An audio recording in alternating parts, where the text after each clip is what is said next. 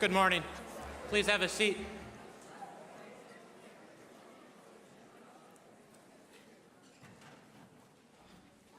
Thank you. Everyone, please stand for the Pledge of Allegiance.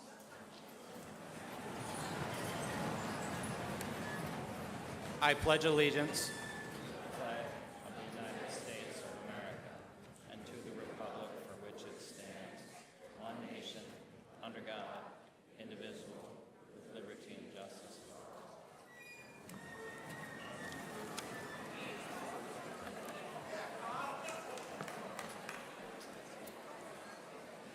Yesterday, I spoke about the purpose of homecoming is for our alumni to come home and celebrate their pride with you. One of the best traditions we have at AHS is to honor our alumni during this distinguished alumni assembly. The respect our students have shown to our honored alumni in the past years has been exceptional, and I have no doubt that will continue today, and I would hope one day one of you will be up here being honored also. And next up, if you would welcome to the stage our Superintendent, Dr. Page.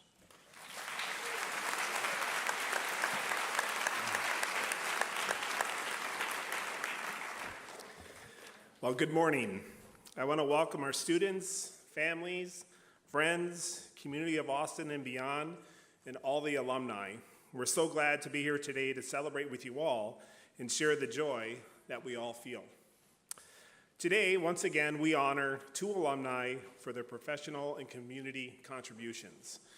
Each homecoming, the Austin Public Schools honors outstanding alumni with the Distinguished Alumni Award. The vision of the Austin Public Schools is to prepare all learners to make a difference in the world.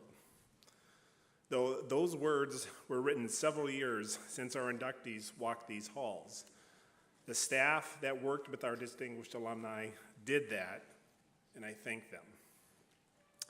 As you will soon hear, these two have made and continue to make a difference in the world. As our mission states, to inspire, empower, and accelerate. After you hear about their accomplishments, that is your job as Packers. I am honored to be here today as we induct U.S. Master Sergeant Buffer Egby, the class of 1999, and Patrick Bradley, the class of 1969, as our 2023 Distinguished Alumni, as selected by the Austin Alumni Association and friends. Thank you.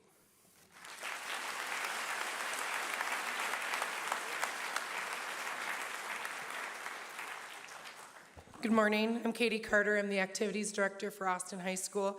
Before we begin the presentation, we are going to hear from our choir as they sing the alumni song to kick off our celebration.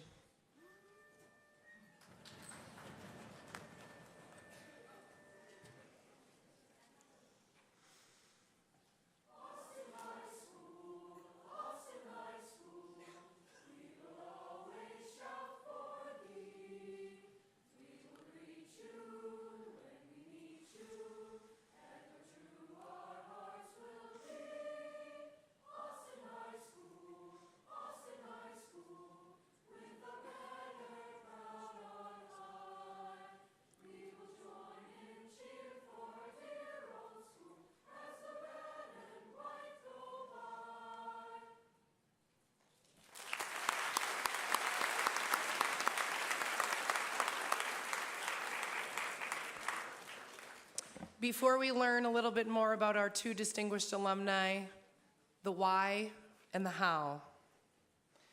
The goal for our Distinguished Alumni Association, the goal is to promote positive role models for students at Austin High School.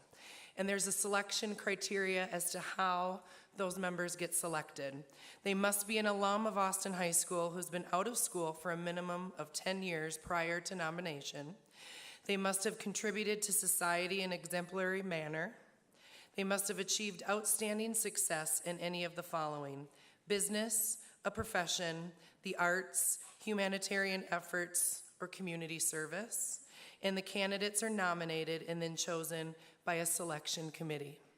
Our two distinguished alumni we will be honoring today: Patrick Bradley, the class of 1969.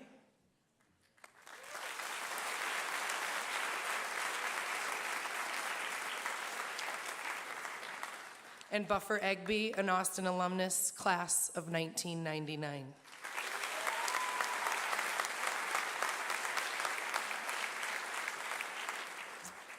Patrick Bradley, the class of 1969. Well, what happened in the year 1969?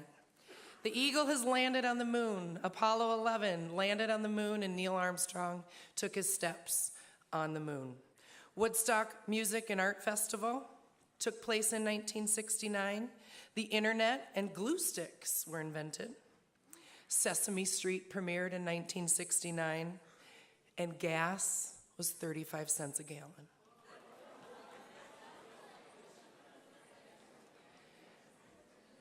Austin High School, 1968 to 1969. There were 447 graduates in the class of 1969, and Austin lost its homecoming game to Albert Lee, 21-0.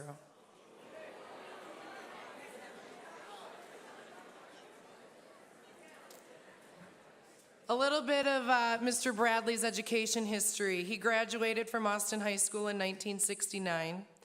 He graduated from Austin State Junior College, which we know as Riverland, in 1971.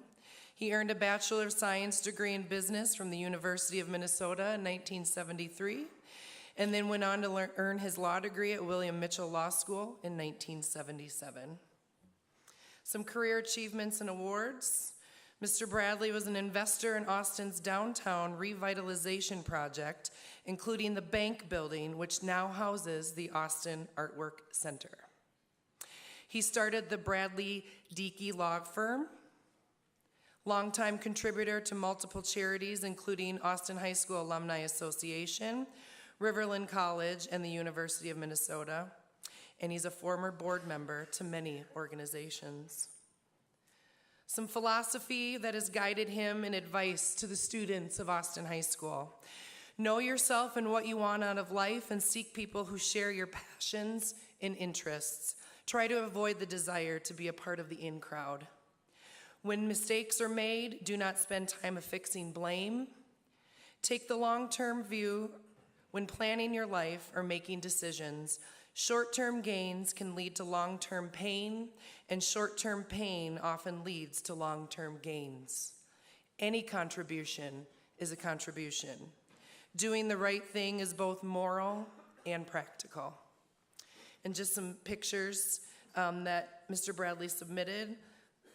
That is the old bank building, which now we know as the Austin Artworks building. And then another one from when the Clydesdales visited Austin. I believe that was around 2012, if I remember correctly. And Mr. Bradley and his wife in the middle, surrounded by some of their friends and their spouses, so still connecting with people from Austin as they navigate life. And then Patrick's family. On the left is his wife, Patty, his son, Barry, his daughter, Brittany. Will you please welcome up to the podium Patrick Bradley, class of 1969.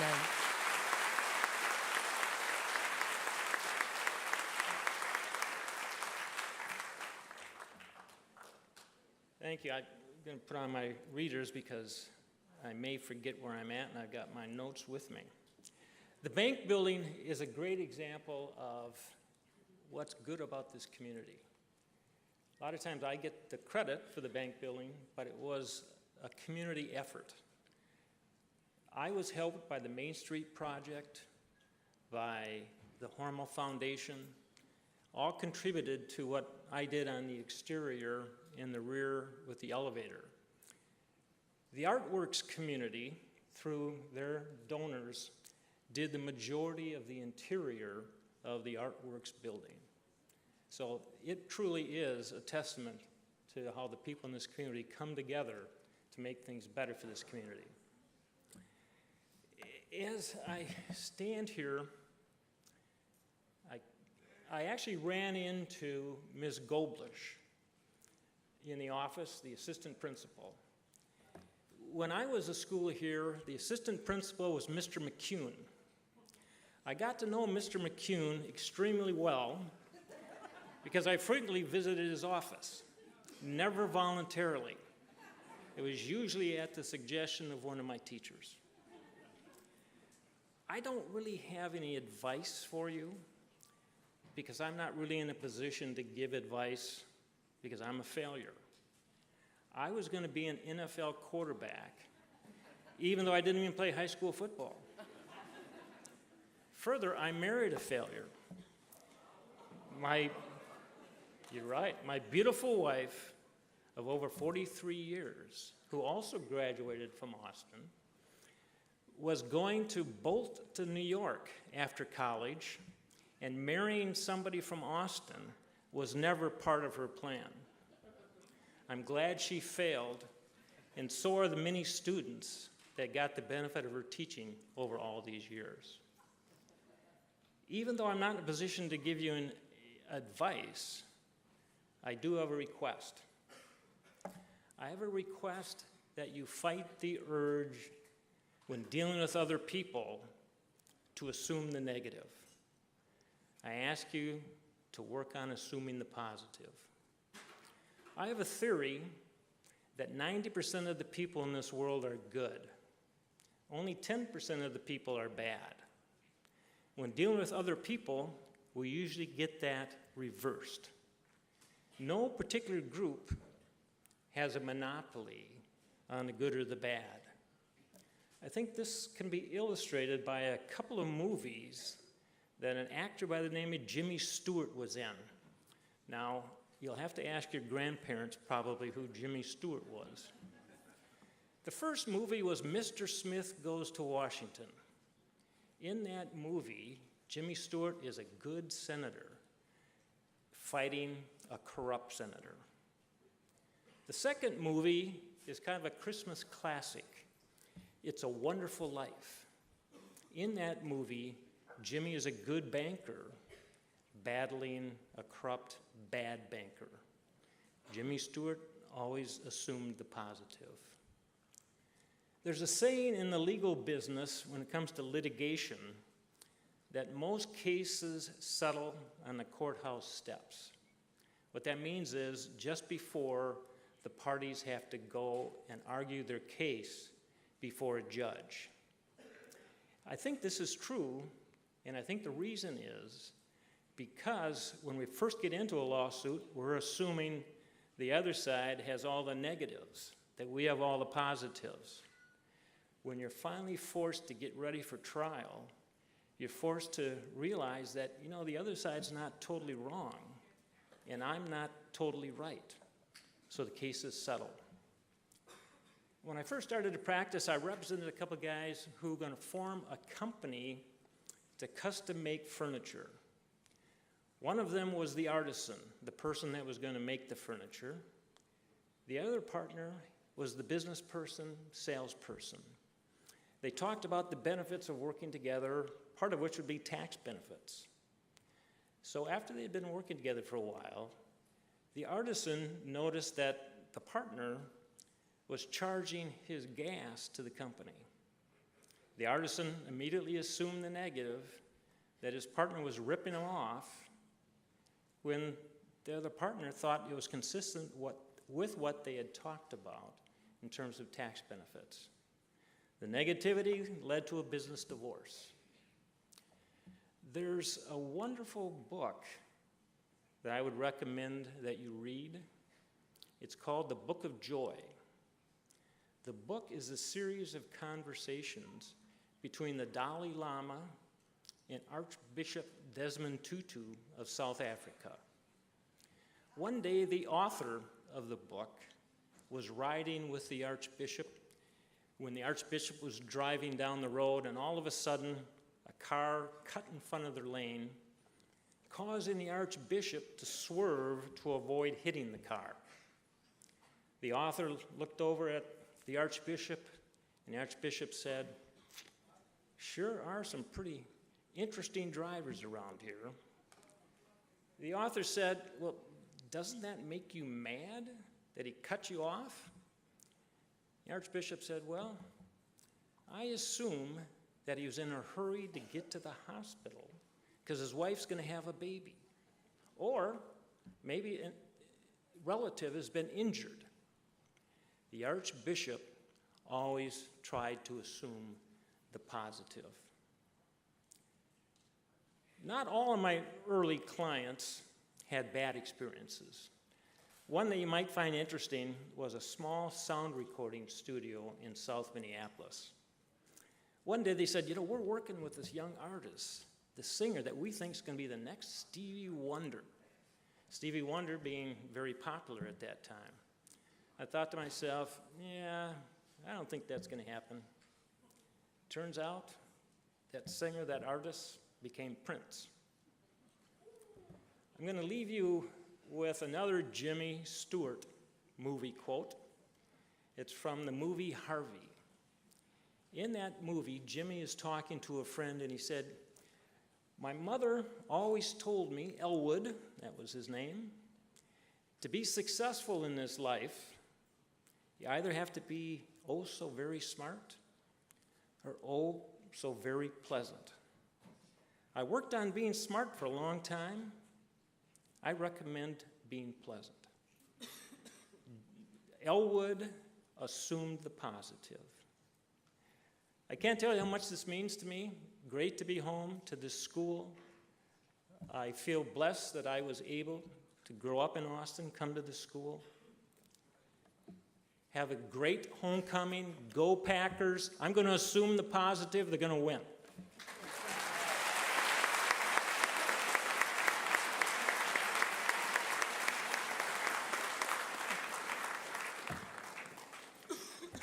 Pat, your advice to the students of Austin High School says, "A lot in life is about being open to opportunities that present themselves and taking advantage of them."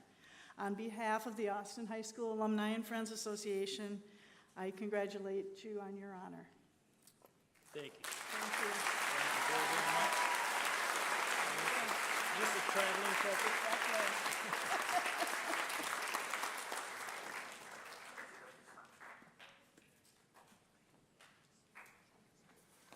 Our second recipient, Buffer Egby, Austin alumnus, class of 1999.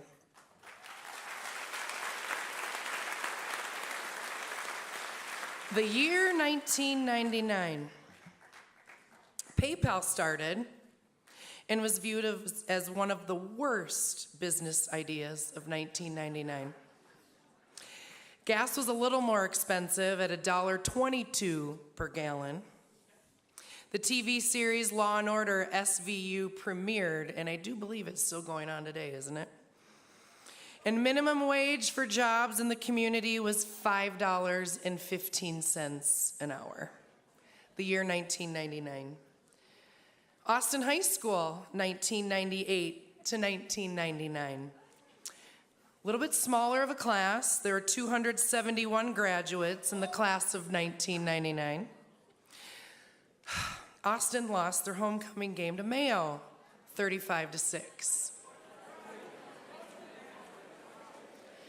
Education history of Mr. Egby. He graduated from Albert Lee High School in 1999.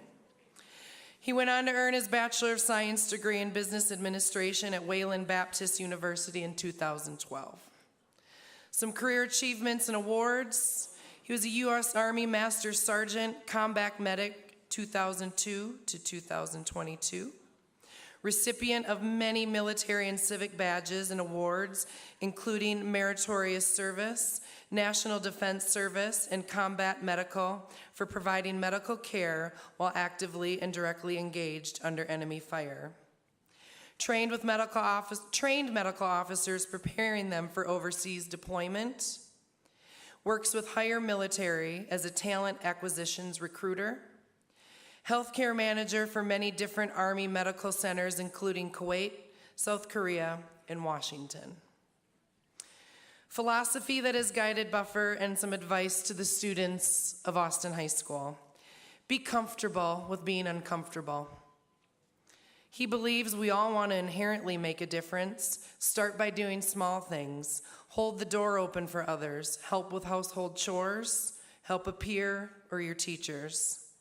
Enjoy communicating with authenticity, not particularly through TikTok and Snapchat.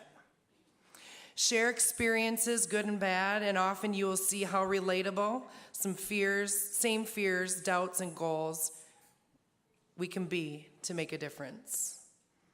Some photos he selected to share with us. There's Buffer and his wife and his 5 kids. They're impressed. Some pictures of Buffer active in the military, his time as a medic, and then participating for Austin Youth Baseball for the Knights of Columbus team when he was a youth. Please welcome Buffer Egby, Austin alumnus, class of 1999.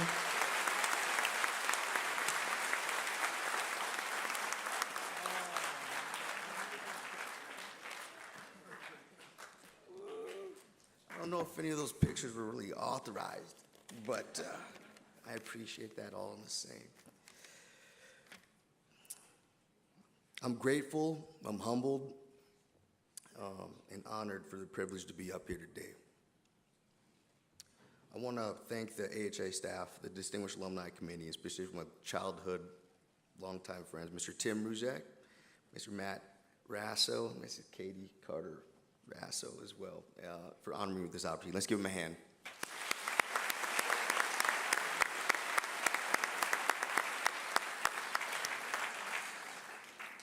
I'd also like to recognize the generations that came before us, the veterans, prisoners of war, all services, all future or past conflicts. They made it really easy for me to serve 20 years in the Army. So, and also active duty service members and their families serving, protecting our nation out. Let's go ahead and give them a round of applause.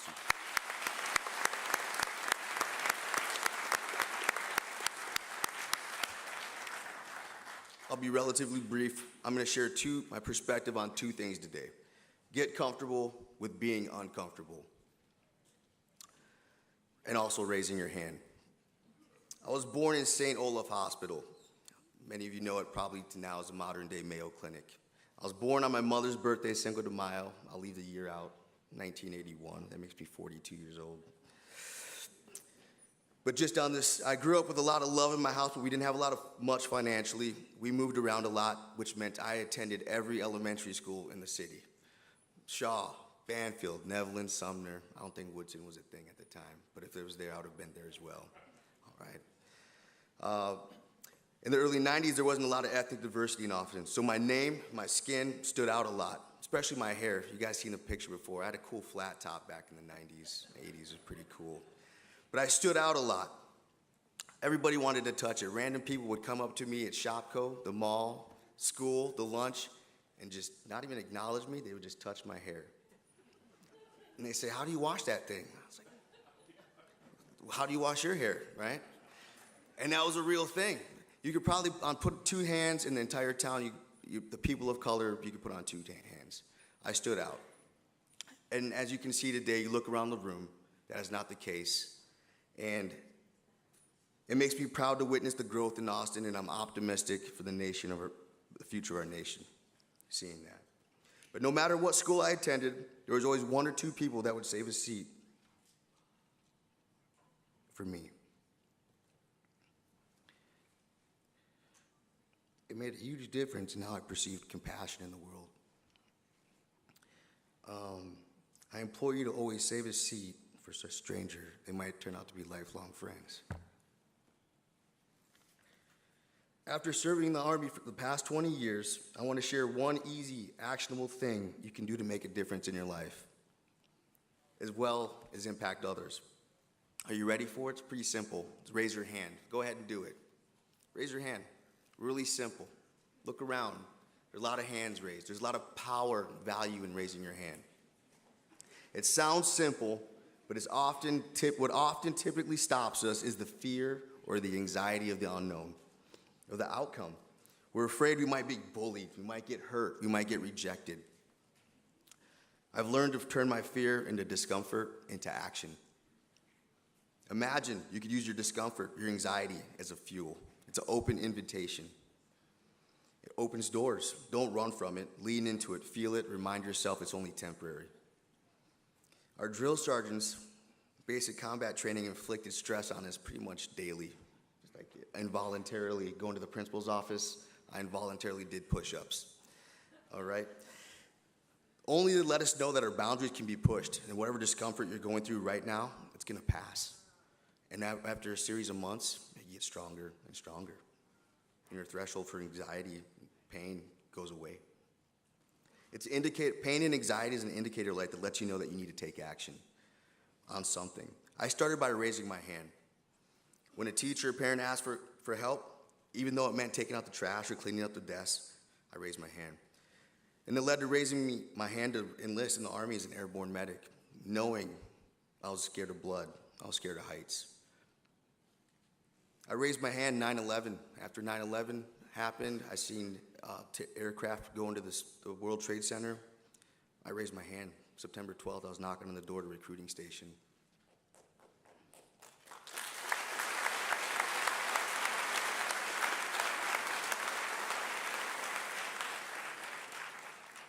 Raising my hand led me to overseeing small groups.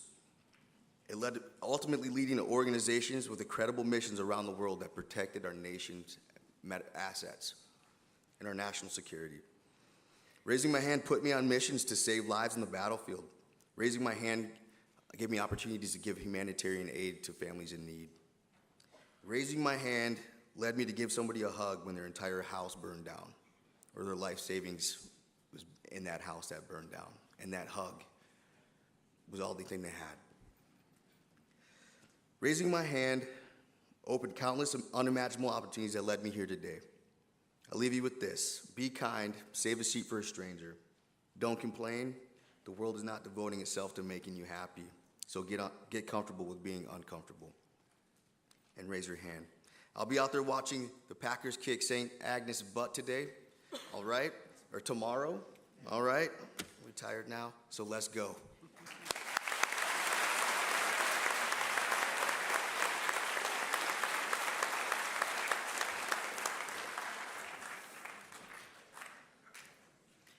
And Buffer, congratulations.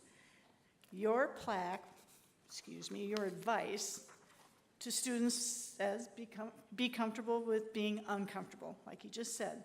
There will always be a need for positive examples of character. That could be you.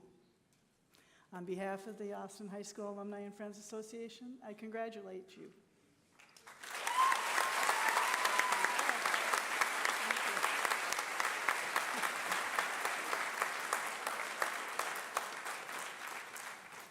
Sorry, I forgot. Can I have the king and queen come up here, please?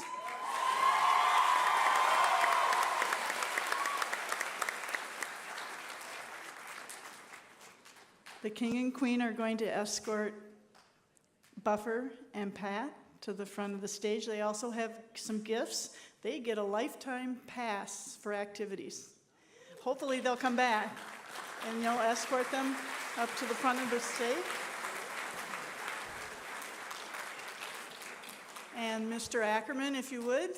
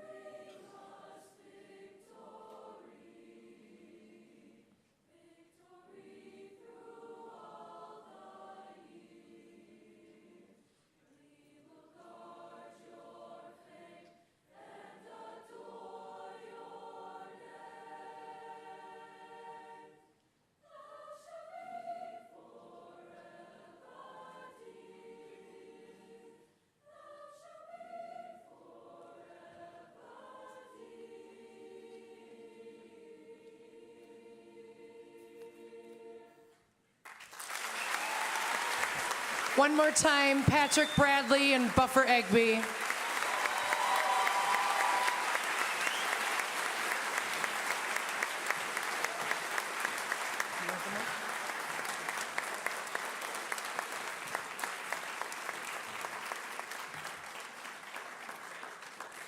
That concludes our ceremony today. Thank you for your attentiveness. And just know you have the power and the ability to be up here one day. We will be departing and going to third hour? Fourth hour. Have a great day, Packers.